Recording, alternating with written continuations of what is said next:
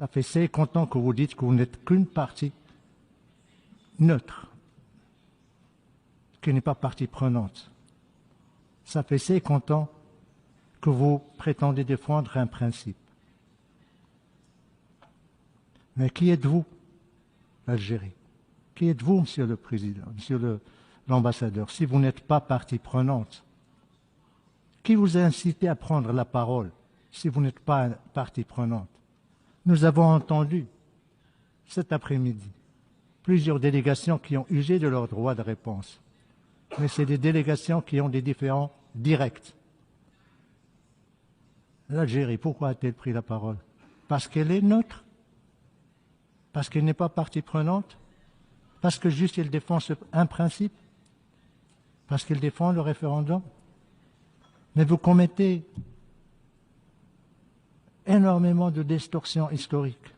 Vous faites preuve d'ignorance de ce qu'a fait les Nations Unies. Vous parlez de référendum et vous parlez des résolutions du Conseil de sécurité. Vous avez oublié que le Conseil de sécurité, ça fait pratiquement 23 ans qu'il ne parle plus de référendum. Vous parlez du principe de l'autodétermination.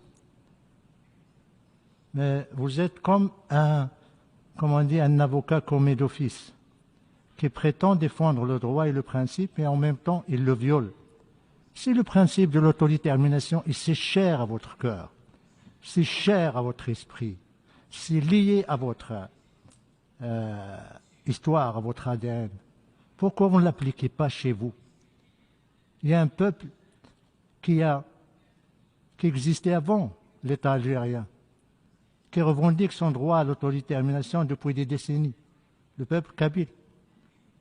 Vous lui refusez ce que vous voulez offrir à des populations qui revendiquent leur marocanité. Vous parlez de peuple sahraoui. Pourquoi vous fermez les camps? Pourquoi vous ne les ouvrez pas?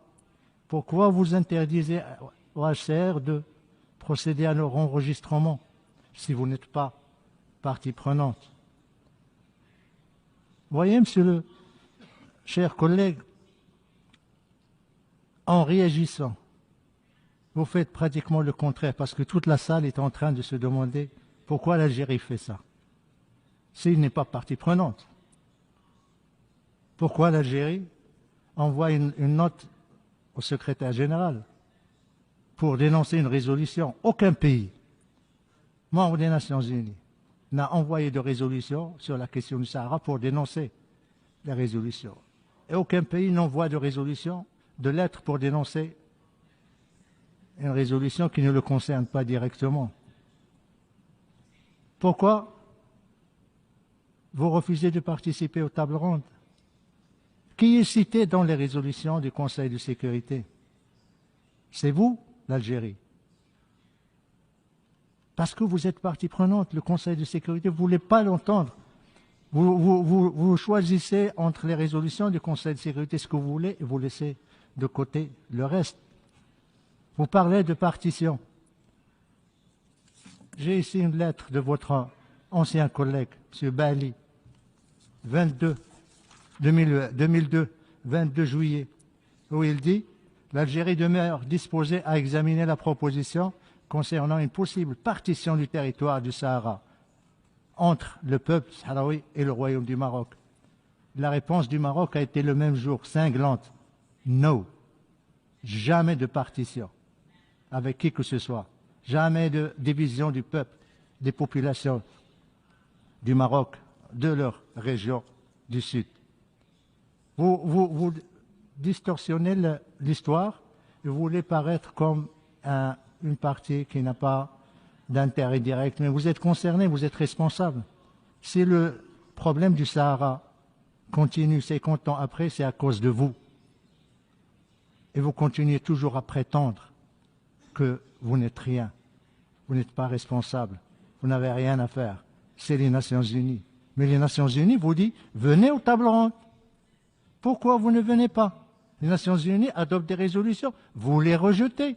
Vous parlez des résolutions de l'Assemblée générale, les dernières résolutions depuis des décennies ne parlent pas de référendum.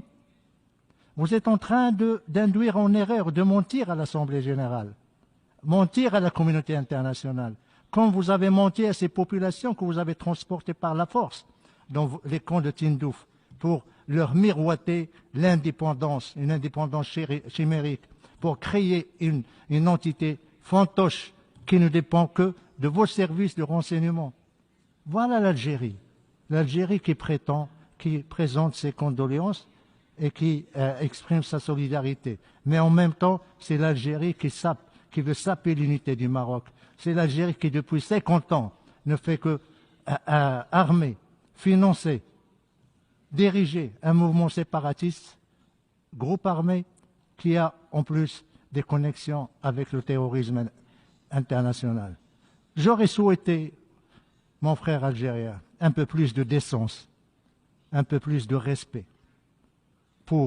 ne serait-ce que pour, c'est pas pour les victimes du séisme récent, ne serait-ce que pour les Marocains qui ont versé leur sang, pour votre indépendance.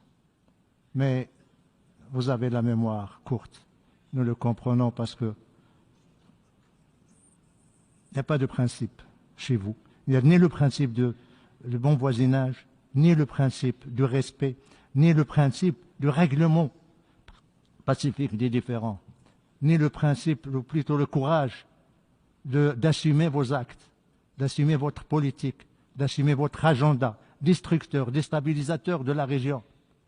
Voyez autour de vous, qu'est-ce qui se passe? La déstabilisation totale, l'instabilité. La seule frontière qui est stable, c'est le Maroc.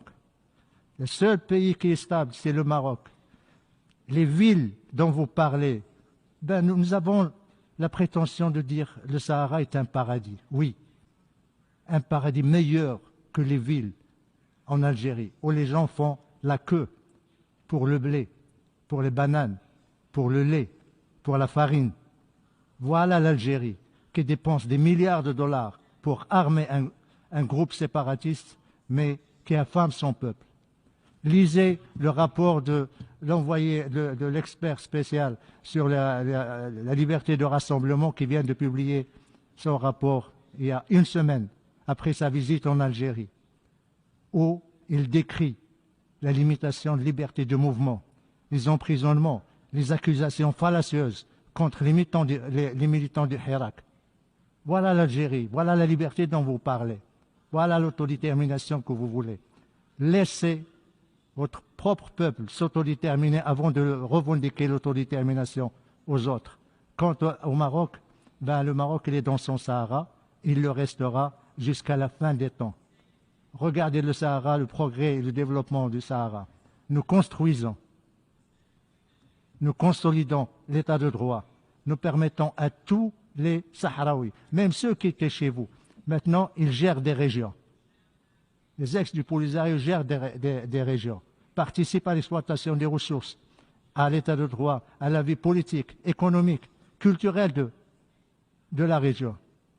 J'espère, chers collègues, que la prochaine fois, quand vous allez ouvrir votre bouche pour parler du Maroc, vous réfléchissez avant, à 2 reprises, parce que vous avez tout simplement hypothéqué l'avenir du Maghreb depuis 50 ans. Representative of Morocco, please, je termine. to wind up your statement. Merci, j'ai terminé. J'aurais pu rester 1 heure ou 2 encore, mais je m'arrête là. Merci, Monsieur le Président.